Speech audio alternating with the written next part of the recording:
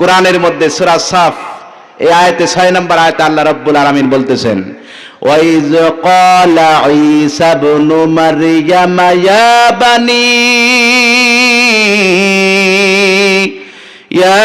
বানি ইসরাঈল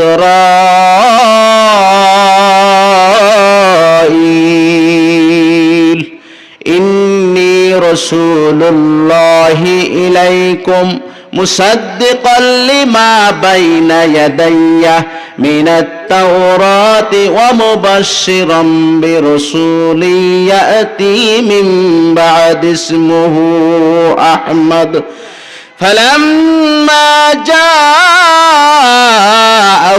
بالبينات قالوا هذا سحر مبين আল্লাহ রব্বুল আলামিন বলেন, ওয়াইজ ক্বাল, ওই সময়ের কথা স্মরণ করো, ওয়াইজ ক্বালা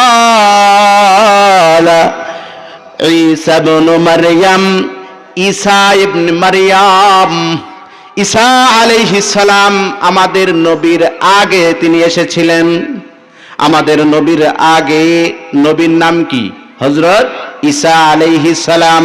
এই হযরত ঈসা আলাইহিস সালামকে দিয়ে আল্লাহ রব্বুল আলামিন বলেছেন যে দেখো আমাকে আল্লাহ রব্বুল আলামিন নবী হিসেবে পাঠাইছেন, রাসূল হিসেবে পাঠাইছেন, এবং তোমাদের আমার পূর্ববর্তী তাওরাত কিতাবের মধ্যে আল্লাহ রব্বুল আলামিন একজন মহামানবের সুসংবাদটা দেওয়ার জন্য, সত্যায়িত করার জন্য আল্লাহ রব্বুল আলামিন আমাকে প্রেরণ করেছেন।